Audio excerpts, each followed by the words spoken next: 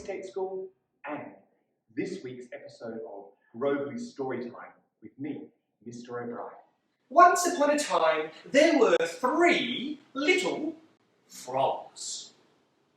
One day, Mummy Frog said, "Little frogs, you have grown big now, and it's time, I'm sorry, I promise I wouldn't cry. It's time for you to leave my house. Goodbye. Mwah, mwah, mwah." So off the 3 little frogs went to build their own houses. They went down to the beach.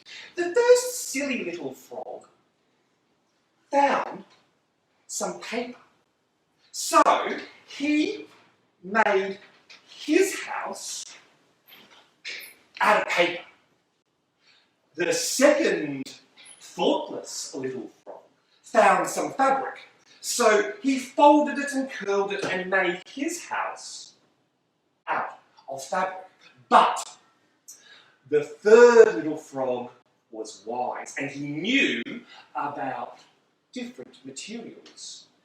He knew that plastic was a good material because you can see through it, so he could see it out. He knew that it was strong.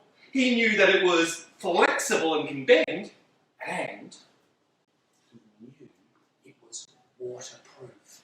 It kept water out. So he built his house out of plastic. One day, the first little frog was making his dinner when he heard a knock at the door. He peeked out the window. There, sitting on the front step of the paper house, was a long and slippery sea snake. The sea snake said, "Little frog, let me in." "Oh, no, no," cried the first little frog, "not by the pads of my finger skin." Because frogs have special sticky pads on their fingers for climbing walls. But when the sea snake heard this, he became very angry. He said, "Well then, I'm gonna splish, and I'm gonna splash, and I'm gonna wash you away."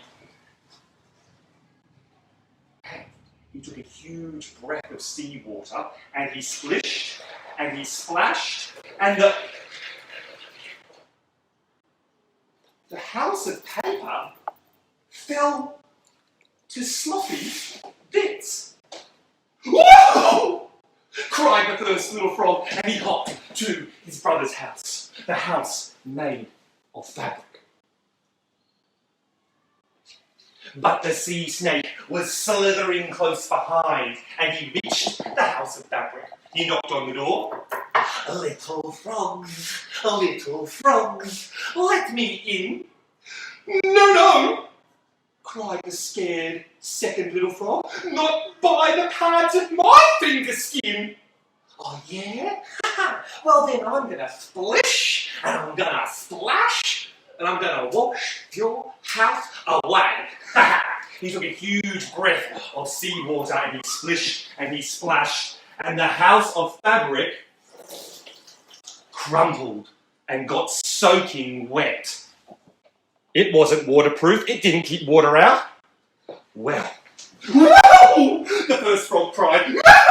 The second frog cried, and whoosh! They ran to their brother's house, the one who had made the house out of plastic.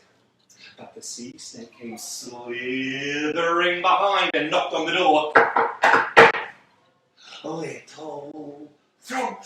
Little frogs, let me in." "No," said the third little frog, "not by the pads of my finger skin. You're not coming in, bucko." Well, when the sea snake heard this, he became furiously angry. And he said, "Well then, I'm gonna splish, and I'm gonna splash, and I'm gonna wash your house away. I've already done it 2 times this morning, and you're about to get very, very wet." He took a huge breath of seawater and he spurted it at the house of plastic. The water washed and splished and dripped and dropped and torrented and poured, but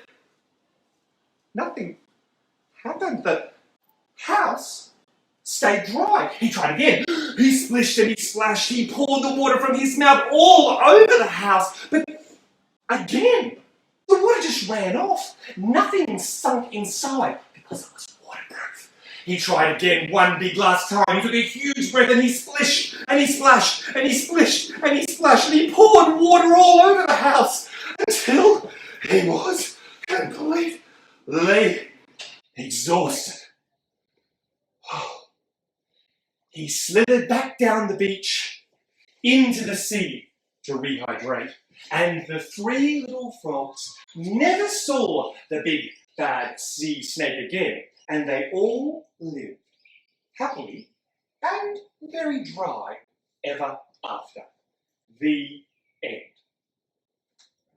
My friends, I hope you enjoyed today's story, and I hope to see you soon at Grovely State School. I've been Mr. O'Brien, and this has been Grovely's Storytime. Take care, and I'll see you next time. Bye.